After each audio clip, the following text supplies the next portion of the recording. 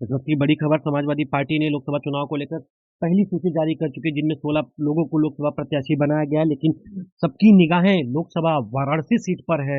आप इस खबर में बने रहिएगा। हम बनाएंगे समाजवादी पार्टी यहाँ से किसे चुनावी मैदान में उतारते, क्योंकि यह सीट बहुत खास रखती है, क्योंकि देश के प्रधानमंत्री नरेंद्र मोदी यहाँ से सांसद है।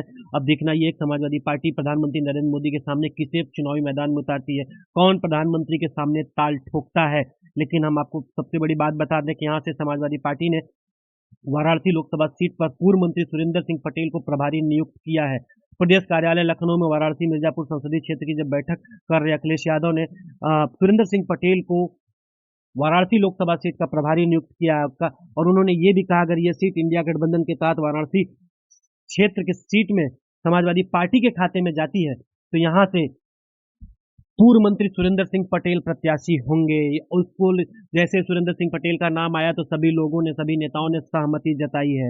हम आपको बता दें, प्रधानमंत्री नरेंद्र मोदी के सामने सुरेंद्र सिंह पटेल ताल ठोक सकते हैं वाराणसी लोकसभा सीट से, अगर ये सीट समाजवादी पार्टी के खाते में जाती है। ये सबसे बड़ी खबर जो सबकी निगाहें थी, प्रधानमंत्री नरेंद्र मोदी के सामने कौन चुनावी मैदान में आएगा, कौन ताल ठोकेगा।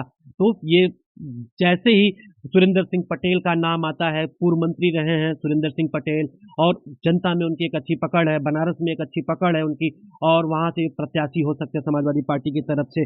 और क्योंकि इसलिए उन्हें प्रत्याशी बनाना, क्योंकि पटेल बाहुल्य क्षेत्र है, वाराणसी में पटेलों की संख्या सबसे ज्यादा, जाति समीकरण को देखा जाए तो पटेल सबसे ज्यादा है। इसको देखते हुए सुरेंद्र सिंह पटेल को वाराणसी लोकसभा सीट से चुनावी मैदान में उतारा जा सकता है।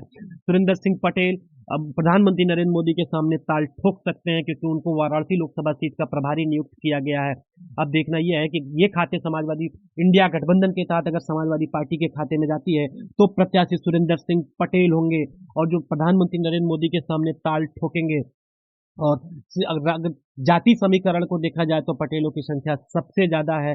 जाति कार्ड देखा जाए तो सुरेंद्र सिंह पटेल अपने समाज में एक पकड़ रखते हैं, पटेलों में एक उनकी पकड़ है। जिस तरह से इंडिया गठबंधन में अभी सब कुछ ठीक ठाक नहीं चल रहा था, नीतीश कुमार ने जिस तरह से पाला बदला है, को देखते हुए फिर से डैमेज कंट्रोल करने की कोशिश की जा रही है। और समाजवादी पार्टी ने पहले फेज में 16 लोगों को लोकसभा प्रत्याशी बना चुकी है। वाराणसी लोकसभा सीट पर सबकी निगाहें टिकी थी कि प्रधानमंत्री नरेंद्र मोदी के सामने कौन ताल ठोकने वाला है।